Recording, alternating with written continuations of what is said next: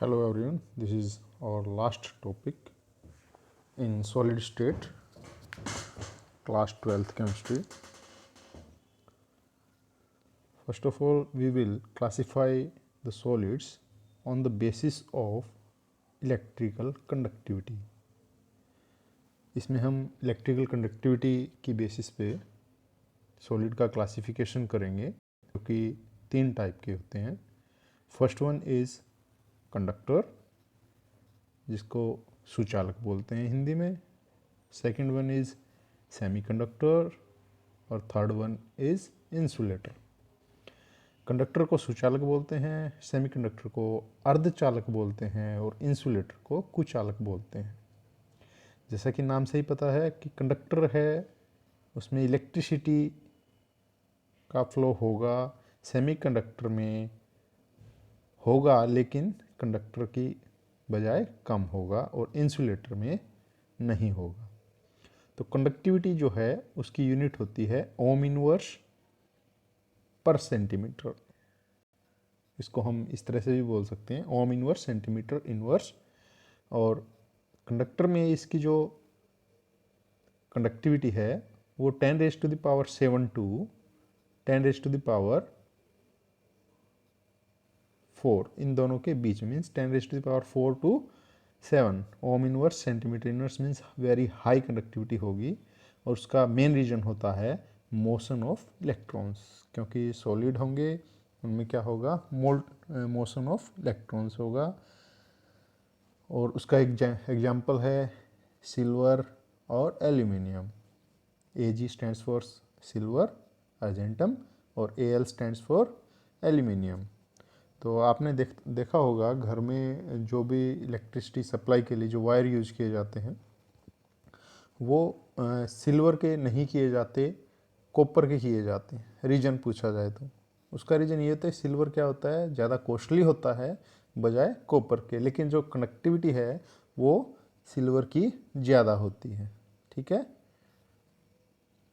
तो silver, copper, aluminium ये सब क्या होंगे, इसके एग्जाम्पल होंगे.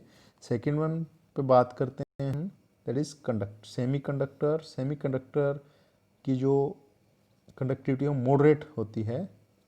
ठीक है, न ज़्यादा कम होती है न ज़्यादा हाई होती है. That is 10⁻⁻⁶ to 10⁻⁴. और उसका रीजन होता है मोशन ऑफ इंटरस्टिशियल इलेक्ट्रॉन्स और होल्स और बोथ. उनका जो मेन रीजन होता है कंडक्टिविटी का, वो इंटरस्टिशियल जो इलेक्ट्रॉन्स होते हैं उनका मोशन या होल्स जो कि क्रिएट होते हैं due to absence of electron. और एग्जांपल है सिलिकॉन, जर्मेनियम एट्सेट्रा. ठीक है. Third one insulator. इंसुलेटर की जो कंडक्टिविटी है वो काफ़ी कम होती है और वेरी लो, 10⁻⁻20 टू 10⁻⁻10. रीजन है कि they don't permit electricity to pass. Okay, for example इनके वुड है, रबर है एट्सेट्रा है. ठीक है, लेकिन इसका मतलब ये भी नहीं है कि अगर भीगा हुआ लकड़ी का टुकड़ा है तो भी पास नहीं होगा. उसका रीज़न है क्योंकि भीगा हुआ होगा तो क्या होगा, उसमें वाटर होगा और वाटर में इलेक्ट्रिसिटी इजीली क्या हो जाती है, कंडक्ट हो जाती है. ओके, तो हम on the basis of electricity हमने देखा क्लासिफिकेशन सॉलिड का, that is mainly of three types, conductor, semiconductor and insulator. आगे हम बात करेंगे इनका बैंड के बारे में, कंडक्शन बैंड और वैलेंस बैंड के बारे में. ठीक है, तो सबसे पहले ये दिखाया है यहाँ पे कंडक्टर का. ओके, तो कंडक्टर में क्या होगा कि जो दो तरीके के बैंड होते हैं, first one is conduction band and second one is valence band. ये दोनों क्या होंगे, या तो बिल्कुल अटैच होंगे या दूसरा रीजन क्या हो सकता है, ये दोनों क्या हो सकते हैं, ओवरलैप हो सकते हैं. ठीक है, for example in case of metal. Okay, जबकि इंसुलेटर में क्या होगा और सेमीकंडक्टर में क्या होगा, ये देखने वाली बात है. तो इंसुलेटर में क्या होगा कि कंडक्शन बैंड CB जो लिखा है और वैलेंस बैंड, इन दोनों के बीच में जो गैप होगा जिसको फोरबिडन जोन भी बोला जाता है। क्या बोला जाता है? Forbidden zone. वो काफ़ी ज़्यादा होता है, जिसे वैलेंस बॉन्ड के जो इलेक्ट्रॉन है वो कंडक्शन बैंड में नहीं जा पाते। ओके, तो ये इसको परमिट नहीं करता है, क्योंकि जो गैप है between conduction band and valence band that is more than that of semi conductor and conductor. Conductor तो क्या होगा, अटैच होंगे या फिर क्या होगा, वो इजीली अवेलेबल हो पाएंगे। थर्ड वन की बात करते हैं हम सेमीकंडक्टर की। सेमीकंडक्टर में स्मॉल एनर्जी गैप होता है VB और CB के बीच में, जिससे क्या हो, इलेक्ट्रॉन इजीली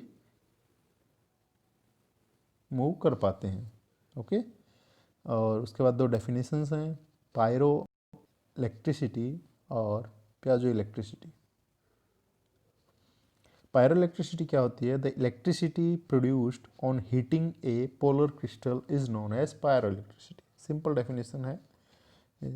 और सेकंड है piezoelectricity, that is when mechanical stress is applied on polar crystal, electricity produced due to displacement of ions. इसका मेन रीजन क्या होता है? डिस्प्लेसमेंट ऑफ आयंस होता है, बिकॉज मैकेनिकल स्ट्रेस अप्लाइड किया जाता है पोलर क्रिस्टल पे, तो क्या होगा, प्याजो इलेक्ट्रिसिटी होगा।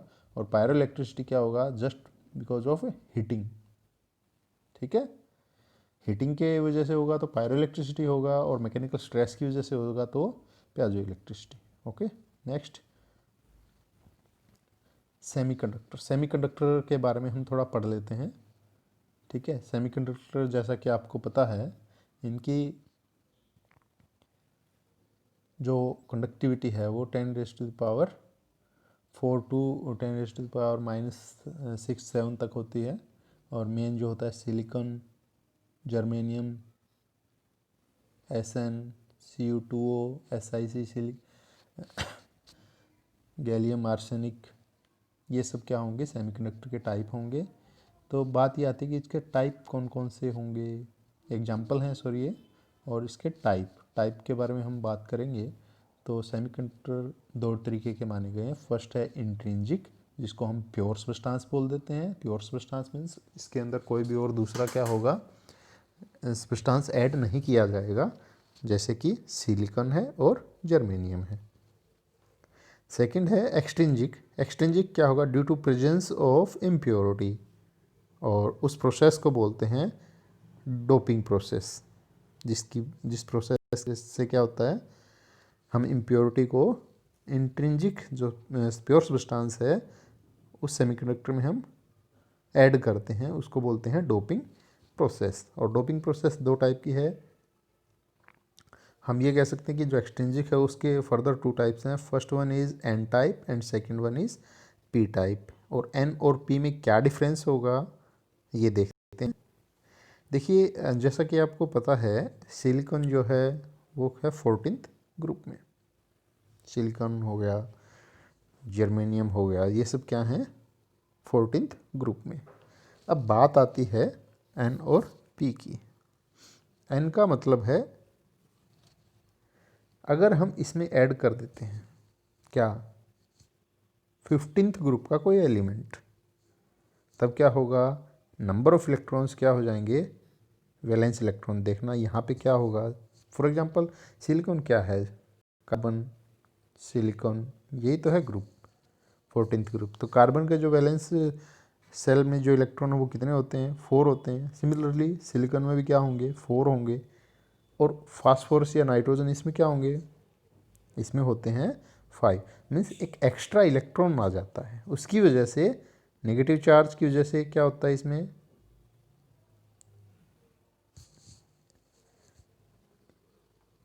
सेमीकंडक्टर N टाइप का क्रिएट हो जाएगा।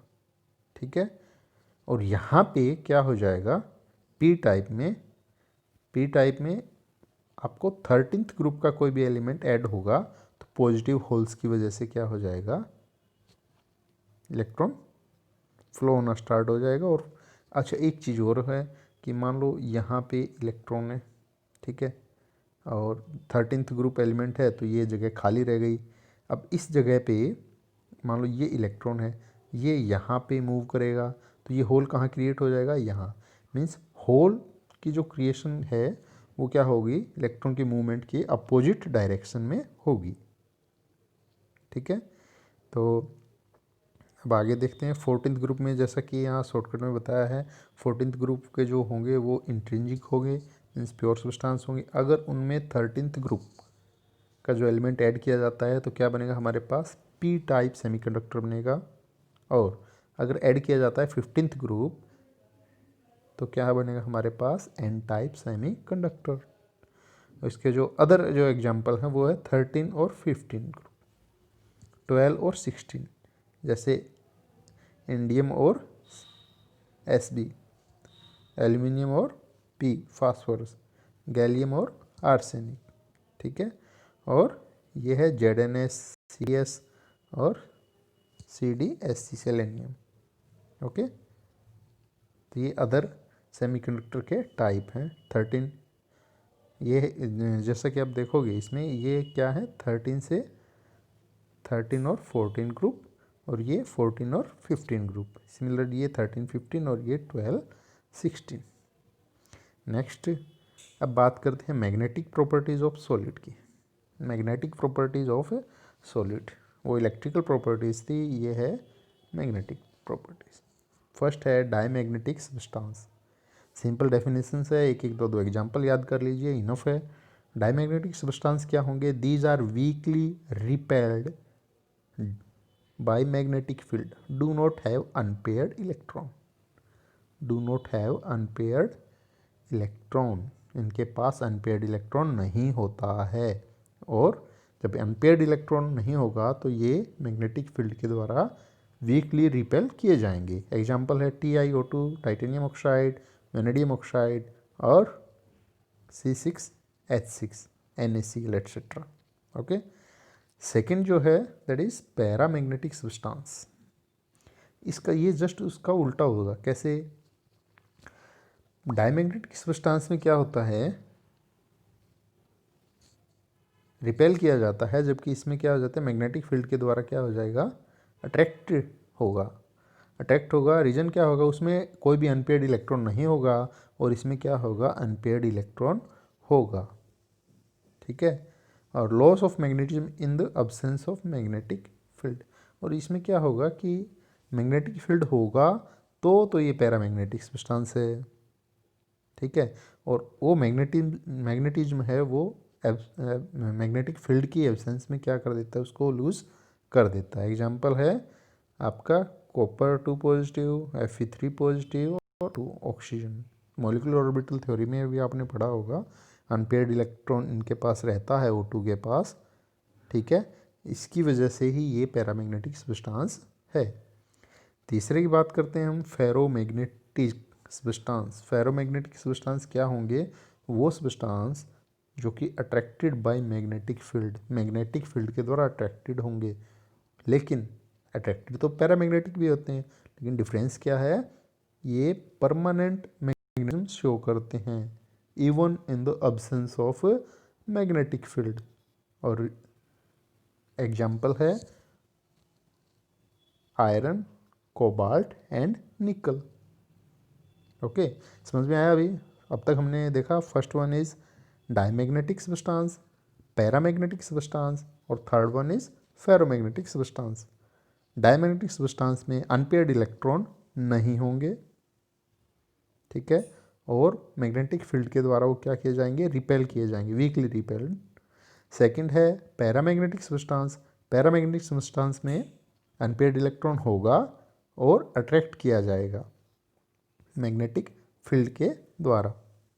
लेकिन ये सब क्या शो करते हैं, वो मैग्नेटिक फील्ड की एब्सेंस में मैग्नेटिज्म लूज कर देता है। लेकिन फेरोमैग्नेटिक क्या होता है, ठीक इसमें भी क्या होगा, परमानेंट मैग्नेटिज्म शो करेगा even in the absence of magnetic field. Okay, अब बात करते हैं anti ferromagnetic substance. Anti ferromagnetic substance क्या होंगे, वो सब्सटेंस जो नेट मैग्नेटिक मोमेंट जो क्या रखते हैं, net magnetic moment zero due to compensatory alignment of magnetic moment. Example है MnO, MnO2 और FeO। लेकिन बात है ये है क्या नेट मैग्नेटिक मोमेंट। देखो कुछ इलेक्ट्रॉन का जो स्पिन वो इस साइड होगा, कुछ का इस साइड में, एंटी क्लॉकवाइज और क्लॉकवाइज। ठीक है, तो इनके कहने का मतलब है कि जो टोटल होगा इनका वो क्या होगा, जीरो होगा। ये होंगे एंटी फेरोमैग्नेटिक सब्सटेंस। ठीक है, और फेरोमैग्नेटिक में क्या होता है, नेट होगा। ठीक है, अब बात करते हैं ferrimagnetic substance. These have net dipole moment due to unequal parallel or anti-parallel alignment of a magnetic moment, Fe3O4 और फेराइट। देखा फेरीमैग्नेटिक में क्या होगा, नेट डाइपोल मोमेंट होगा। रीजन क्या होगा, अनइक्वल पैरेलल और anti parallel alignment of magnetic moments. ठीक है, तो हमने देखा सबसे पहले डायमैग्नेटिक जो कि रिपेल किए जाते हैं वीकली बाय मैग्नेटिक फील्ड और उनमें कोई भी अनपेयर्ड इलेक्ट्रॉन नहीं होगा। सेकंड वन होगा पैरामैग्नेटिक जिसमें क्या होगा, अनपेयर्ड इलेक्ट्रॉन होगा। Third one is ferromagnetic substance जो कि attracted by magnetic field and show permanent magnetism even in the absence of magnetic field. Fourth है एंटी फेरोमैग्नेटिक सब्सटेंस, ये नेट मैग्नेटिक मोमेंट जो है वो जीरो होगा ड्यू टू कंपनसेटरी अलाइनमेंट।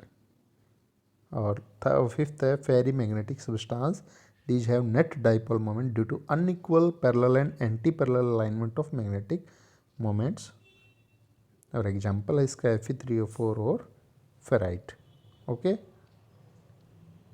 तो ये सॉलिड स्टेट चैप्टर यहीं फिनिश होता है। अब तक जो भी वीडियो है उसमें ये देखा है कि बेसिक कंसेप्ट क्लियर किया है, न्यूमेरिकल पार्ट इसमें नहीं किया गया है। तो न्यूमेरिकल पार्ट इनके बेस पे आप कर सकते हैं पर प्रैक्टिस करनी होगी। ओके, हम नेक्स्ट जो वीडियो वो होगा सॉल्यूशन पे। और टिल देन गुड बाय।